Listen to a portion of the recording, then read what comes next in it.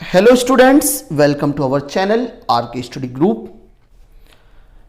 इस सेशन में हम एक्सरसाइज 2.2 के क्वेश्चन नंबर 3 से स्टार्ट करेंगे। आइए देखते हैं क्वेश्चन नंबर 3 क्या है। 2y square plus 27y plus 13 is equal to 0। हमें क्वाड्रेटिक इक्वेशन दी हुई है 2y square plus 27y plus 13 is equal to 0। इस क्वाड्रेटिक इक्वेशन को भी हमें फैक्टराइजेशन मेथड से सॉल्व करके दो रूट्स फाइंड आउट करना है। तो आइए सबसे पहले हम चेक करते हैं कि ये जो गिवन इक्वेशन है क्या ये स्टैंडर्ड फॉर्म में है कि नहीं है। तो यहाँ पे एक ही वेरिएबल है y, यहाँ पे पहले y स्क्वायर का टर्म है, फिर y का टर्म है, फिर नंबर है। मतलब ये जो गिवन क्वाड्रेटिक इक्वेशन है ये स्टैंडर्ड फॉर्म में है। तो अब यहां पे हम क्या करेंगे, सबसे पहले a और c को क्या करेंगे, मल्टीप्लाई करेंगे। y स्क्वायर के साथ जो नंबर होता है उसे a कहते हैं और जिसके साथ वेरिएबल नहीं होता वो c होता है। तो 2 इंटू प्लस 13, तो 2 इंटू 13 करेंगे। 2 इंटू 13 क्या होता है, 26। 2 इंटू a और c को मल्टीप्लाई करेंगे तो कितना मिलेगा, 26। अब हमें दो नंबर ऐसे फाइंड आउट करना है जिनको मल्टीप्लाई करके हमें क्या मिलना चाहिए, 26, और प्लस करने पे क्या मिलना चाहिए, b वाला टर्म। y के साथ क्या है, प्लस 27, तो यहां पे लिखेंगे 27। हमें दो नंबर ऐसे सिलेक्ट करना है जिनको मल्टीप्लाई करने पे 26 मिले, प्लस 26 मिले और प्लस करने पे 27 मिले। तो लिखेंगे 26 1 जा 26, 26 1 जा 26 हो जाएगा और 26 प्लस 1 27, मतलब हमारे दो नंबर मिल गए 26 और 1। तो अब क्वेश्चन सॉल्व करते हैं। लिखेंगे देयरफॉर ये y स्क्वायर का टर्म सेम लिखते हैं, 2y स्क्वायर लिखेंगे, 2y स्क्वायर, फिर 27 y की जगह पे क्या लिखते हैं, ये प्लस 26 से लिखेंगे प्लस 26, इसके साथ y लिखेंगे। फिर यहाँ पे प्लस 1 है, फिर प्लस 1 के साथ भी y लिखेंगे। फिर c क्या है हमारा, 13 है, 13 लिख दिए इज इक्वल टू 0। अब दो दो का पेयर बना के चलेंगे। अब लिखेंगे देयरफॉर, अब लिखेंगे 2, यहां पे y स्क्वायर है तो लिखेंगे y इंटू वाई प्लस 26। 2 के टेबल में 26 आता है तो 2 इंटू 13, 2 इंटू 13 करेंगे तो हमें 26 मिल जाएगा इंटू वाई प्लस, अब यहां पे क्या है 1 इंटू वाई है, 1 इंटू वाई लिखे प्लस, अब 1 के टेबल में 13 आता है तो 1 इंटू 13 इज इक्वल टू 0 लिख दिए। इसलिए हम करें क्योंकि यहां पे क्या मिलेगा, 1 और 1 क्या हो जाएगा, कॉमन आ जाएगा। अब ये दोनों टर्म्स को वापस पेयर एक साथ लेते हैं। अब इन दोनों टर्म्स में कॉमन देखते हैं क्या है। यहां पे 2 और यहां पे भी 2 है तो 2 कॉमन आ जाएगा। यहां पे भी y है, यहां पे भी y है, इस टर्म में भी y है तो यहां पे y भी कॉमन आ गया। अब बचेगा जो उसको ब्रैकेट में लिखेंगे। यहां पे y बचा है, y प्लस, और यहां पे 13 बचा है, ब्रैकेट क्लोज। अब यहाँ पे प्लस है, प्लस लिख देंगे। इन दोनों में क्या कॉमन है, इन दोनों में 1 कॉमन है, बाहर 1 लिख देंगे। फिर यहाँ पे क्या बचा है, y, फिर प्लस, यहाँ पे भी प्लस है, यहाँ पे भी प्लस है तो प्लस प्लस प्लस हो जाएगा। अब यहाँ पे क्या बचा, 13 इज इक्वल टू 0।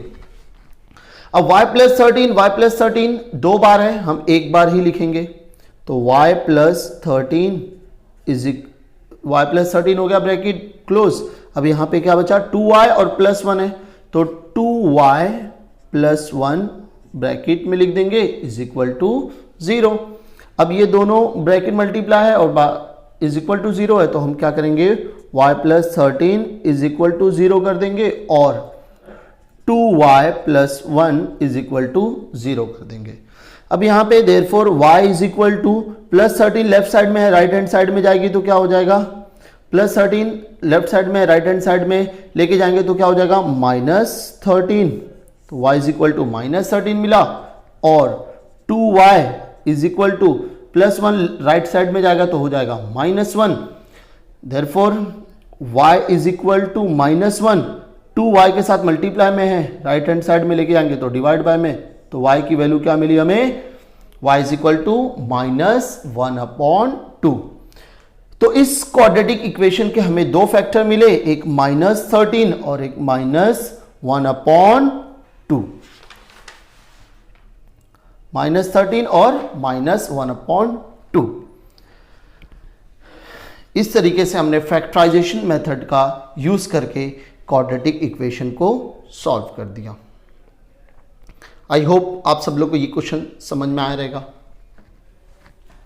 इससे पहले वाले जो दो क्वेश्चन देखे थे, यहां पे हमेशा हमारे पास 1 रहता था, लेकिन यहां पे क्या है 2 है। यहां पे जो भी नंबर रहेगा उसको c से मल्टीप्लाई करेंगे, a को हमेशा c से मल्टीप्लाई करके यहां पे लिखेंगे और जो b का टर्म रहेगा वो नीचे लिखेंगे, और फिर दो नंबर ऐसे फाइंड आउट करेंगे जो जिनको मल्टीप्लाई करने पे ऊपर वाला टर्म मिले और उन्हीं दो नंबर को प्लस करने पे हमें नीचे वाला टर्म मिलना चाहिए, और फिर उसके बाद इस तरीके से हम सॉल्व करते हैं।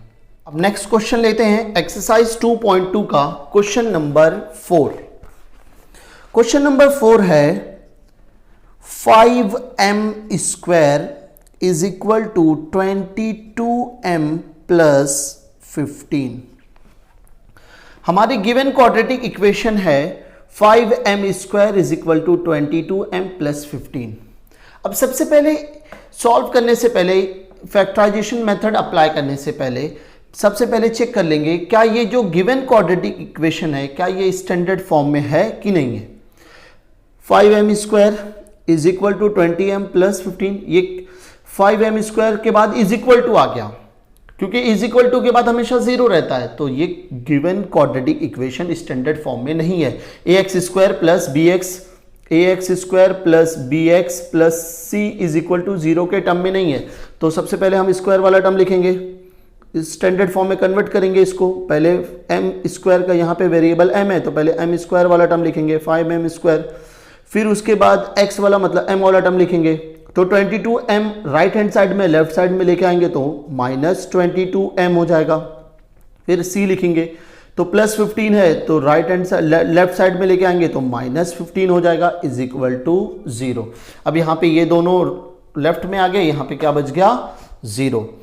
अब ये जो गिवन क्वाड्रेटिक इक्वेशन है अब ये स्टैंडर्ड फॉर्म में हो गई।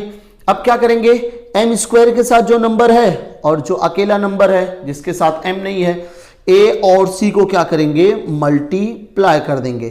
तो a क्या है हमारा 5 और c क्या है हमारा -15, तो 5 और -5 इंटू -15, 15 फायदा होता है 75 और यहां पे माइनस है इसलिए -75, 5 प्लस 5 इंटू -15 होता है -75। अब हमें दो नंबर ऐसे सिलेक्ट करना है जिनको मल्टीप्लाई करने पे हमें -75 मिलना चाहिए और प्लस करने पे हमें क्या मिलना चाहिए, ये m के साथ जो नंबर रहता है b है यहाँ पे -22, तो हमें प्लस करने के बाद क्या मिलना चाहिए -22। तो अब दो नंबर सेलेक्ट करते हैं जिनको मल्टीप्लाई करने पे -75 मिले और प्लस करने पे -22। तो लिखेंगे यहाँ पे 25 इंटू 3, 25 और 3 लिखेंगे। 25 इंटू 3 क्या होता है 75, और 25 अगर दोनों प्लस में रहेंगे तो +25 प्लस 3 मल्टीप्लाई होगा तो +75 आएगा, मतलब हमारा काम नहीं बनेगा। तो हमको क्या करना पड़ेगा, किसी ने एक को माइनस करना पड़ेगा और दोनों को प्लस करेंगे तो 28 मिलेगा, लेकिन हमें -22 चाहिए।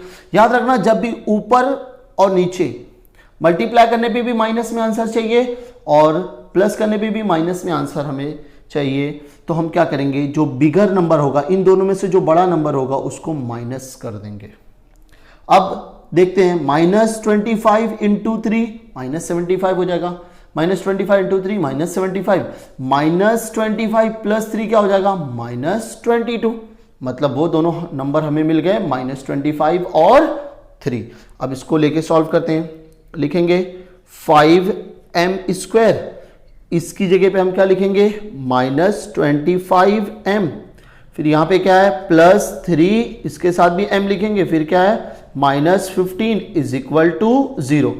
अब दो का पेयर बना लेंगे, यहां से यहां पे 5 है, यहां m² है, यहां 25 है, m है, तो इसको क्या लिखेंगे 5 2m है तो m इंटू एम कर देंगे, माइनस यहाँ पे 5 है, यहाँ पे 25 है, 25 5 के टेबल में आता है तो इसको 5 इंटू 5 कर देंगे, इंटू एम कर देंगे, फिर प्लस 3 इंटू एम करेंगे, इसको यहाँ पे 3m है तो 3 इंटू एम कर देंगे, माइनस 15 3 के टेबल में आता है तो 3 5 15, इसको लिख देंगे इज इक्वल टू 0।